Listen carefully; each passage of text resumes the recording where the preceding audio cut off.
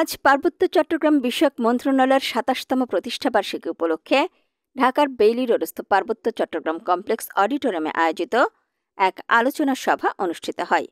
শুরুতেই কেক কেটে অনুষ্ঠানের শুভ উদ্বোধন করেন পার্বত্য মন্ত্রণালয়ের উপদেষ্টা সুপ্রদীপ চাকমা। সভায় সভাপতিত্ব করেন মন্ত্রণালয়ের সচিব মোহাম্মদ আব্দুল খালেক।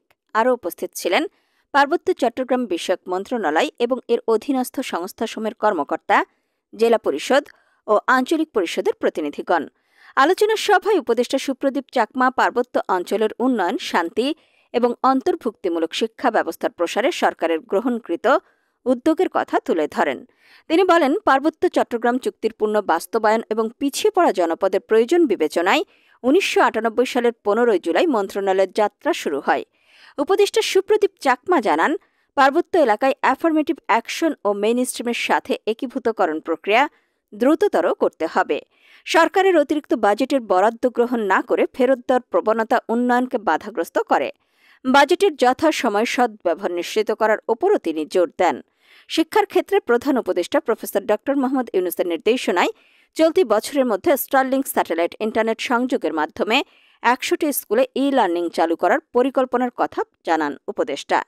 এছাড়া ৪০টি হোস্টেল নির্মাণ কাজ শেষের দিকে রয়েছে এবং দুর্গম এলাকায় স্কুল, কলেজ ও হোস্টেল স্থাপন করায় শিক্ষার্থীদের বিদ্যালয়ে যাওয়া ও ঝরে পড়ার হার হ্রাস পেয়েছে বলেও তিনি জানান।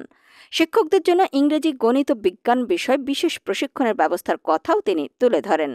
উপদেষ্টা আশাবাদ ব্যক্ত করেন, এই শিক্ষা বিপ্লব একদিন দেশের অন্যান্য পশ্চাৎপদ অঞ্চলের জন্য একটি অনুকরণীয় উদাহরণ হয়ে উঠবে।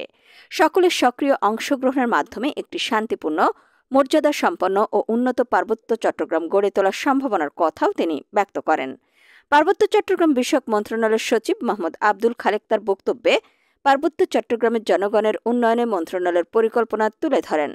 বাজেটের সুষম বণ্টন ও বরাদ্দের যৌক্তিকতা নিশ্চিত করার প্রয়োজনীয়তা তুলে ধরে তিনি বলেন, উন্নয়নের জন্য আগে জানতে হবে কোথায় কোন জায়গায় কি প্রয়োজন আছে। পার্বত্য এলাকায় মন্ত্রণালয়ের নাম ভাঙিয়ে কোনো ধরনের আর্থিক সুবিধাদি নেওয়ার বিষয়ে কঠোর হুঁশিয়ারি দেন তিনি। এ ধরনের কোনো অভিযোগ পাওয়া গেলে দৃষ্টান্তমূলক ব্যবস্থা নেওয়ার কথা বলেন তিনি। সভায় আরও বক্তব্য রাখেন টাস্কফোর্সের চেয়ারম্যান সুদত্ত চাকমা, রাঙামাটি জেলা পরিষদের চেয়ারম্যান কাজল তালুকদার, বান্দরবান জেলা পরিষদের চেয়ারম্যান থানজামাল উসাই, খাগড়াছড়ি জেলা পরিষদের ভারপ্রাপ্ত চেয়ারম্যান শেফালিকা ত্রিপুরা, অতিরিক্ত সচিব ড. রাশিদা ফেরদৌস এবং আঞ্চলিক পরিষদের সদস্য গৌতম কুমার চাকমা।